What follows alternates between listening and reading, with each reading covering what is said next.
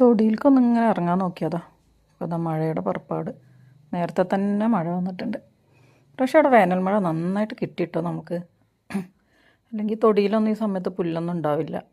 വേനൽ മഴ കിട്ടിയോണ്ടേ ഒക്കെ നല്ല അത്യാവശ്യം പച്ചപ്പായി. ഇനിയിപ്പോൾ ഒരു മാസം കൂടിയല്ലേ, അത് കഴിഞ്ഞപ്പോൾ ഇനി നല്ല വർഷക്കാലം ആയല്ലോ. എൻ്റെ പശുക്കൾക്കൊക്കെ പുല്ലായി. നല്ല മഴയും എന്തായാലും കുറച്ച് നേരം മഴ കഴിയുന്നവരെ ഇങ്ങനെ മഴയും നോക്കിയിരുന്നു. മഴ കഴിയാതെ പുറത്തിറങ്ങാൻ പറ്റില്ലല്ലോ. അതിൻ്റെ ഇടയിൽ മിട്ടും വന്നു ചുറ്റത്തിൽ. അങ്ങനെ മഴയൊക്കെ കഴിഞ്ഞു. വെയിലും മഴ ചെറുതായിട്ട് ചാറുന്നുണ്ട്. എന്നാൽ വെയിൽ ഉദിച്ചു. നല്ല രസം കേട്ടോ അങ്ങനെ കാണാൻ.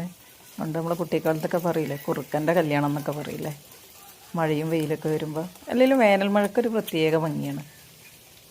ഒരു പുല്ലും ഇതൊക്കെ ആയിട്ട് കാണാൻ തന്നെ നല്ല രസം. മാണിക്കനൊന്ന് അഴിച്ചു വിട്ടു.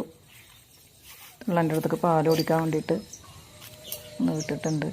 മറ്റവരൊക്കെ തൊടിയിൽ കൊണ്ടുപോയി കെട്ടി. ഇവിടെ പിന്നെ നമ്മൾ പാൽ കറക്കുന്നതുകൊണ്ടേ നമ്മളെ തൊടിയിൽ തന്നെ കെട്ടിയിടും.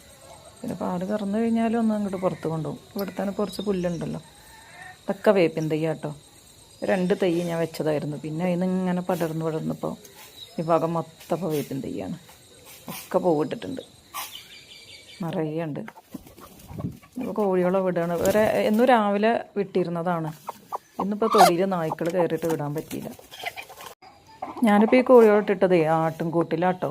ആദ്യം കുറേ ആടുകളുണ്ടായിരുന്നു. പിന്നെ ഇവിടെ വളർത്തൽ പ്രയാസമായിട്ട് നായ്ക്കൾ തൊടിയുടെ ഉള്ളിൽ കയറിയിട്ടും കൂടിൻ്റെ ചുറ്റും നായ്ക്കളാവും.